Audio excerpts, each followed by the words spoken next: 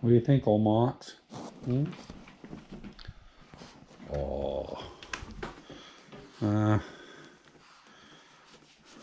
a good girl. Hmm? You're crazy, but you're a good girl. Oh, now Diesel's jealous.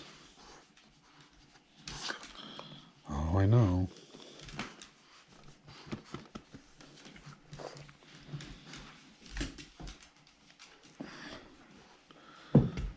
Yep. Can't have one without the other. No biting. No biting. Yeah, welcome back, everybody. It's 3 o'clock in the afternoon. I was going to work on that planer this morning, but we did all of our deliveries to the food pantries and everything. Still shipping potatoes and stuff. Then I decided I'd go get some more of that equipment. So I'll show you what I got. Just got back a little bit ago. So let's see here. I guess we'll go on this side. So this is the next piece of the puzzle.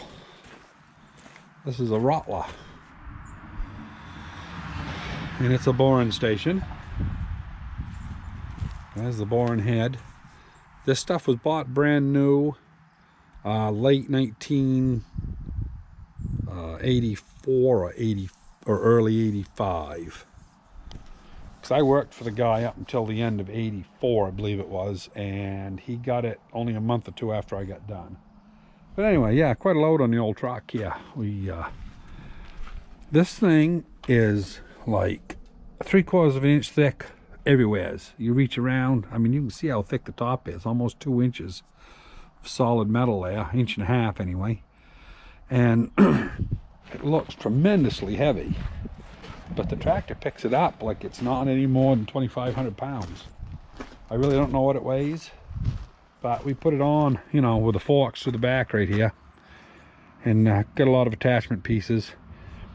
This fella passed away 3 or 4 years ago, and it's been setting, and some of the stuff's starting to get a little rust. It's got to be cleaned. But yeah, it's gonna make a nice unit. I'll have to get this off this evening, and but I want to finish the gear first on that planer, see if I can put that back together. So anyway, the last video you saw my failure, and I overcame that, so we're going to keep drilling. Well, I got this thing drilled and tapped. Turn this shoulder down a little bit.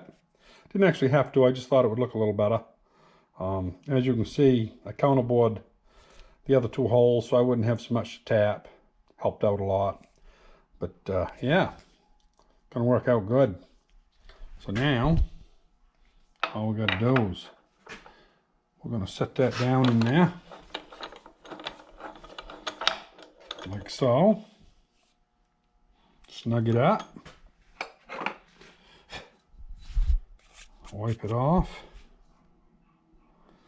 And now we just got to find which set of holes. Oh, look at that. First try, I think. Or maybe not.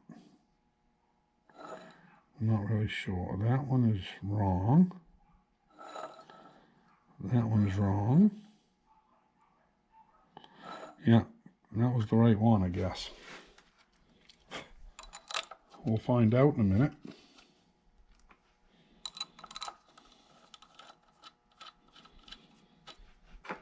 So far, so good.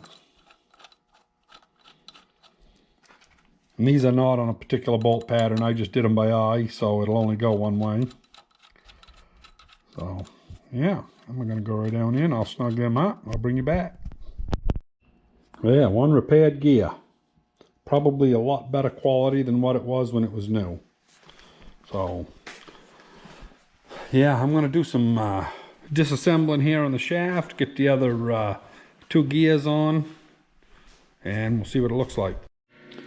Well, it was kind of a funny thing. I don't think anybody noticed the mistake, because it's not a mistake if you was going that direction, but I had these all tapped out to 5/16, and my set screws are 3/8. So, you know how that works. I had to go on over and drill out all them good threads and go again. So anyway, here we are back here. I'll go put this in the vise, put the gear back on, and we're about ready to do something. Well, I drilled that bolt completely out with a 5/16 of that set screw. It is moving now. So I've got the set screws out of this. I'm going to put some penetrating oil in it for the night. And tomorrow morning I'll see if I can get this pulled. Once I get this pulled, then I can sand this up, slide this bracket off, and then I can tap this off. Once I get it tapped off, I want to be able to clean this up so I can move stuff. I think the top will be all right, but I still would like to get the set screw drilled out and get it so it can be moved. Otherwise you can't adjust the gear lash. So anyway, that's where we ended up on that. I got sidetracked. We came back with that load of equipment, and it's not set and level yet, but this is what the beast looks like semi together. Those brackets there go up on the top, but yeah, pretty nice machine. So anyway, I got her in here before it rained. It's just starting to sprinkle. And this here's a bunch of the bracketry to go through your mains and stuff like that. And I'm not real familiar with this. I'd like to say I was, but I'm not. I never even saw the guy that owned it, who I worked for 4 years. I never saw him use it. So I've never seen this work. I just know that he bought it brand new about a month after I got done working for him. And he said it was pretty sweet. So we'll see how she goes. This is 3-phase.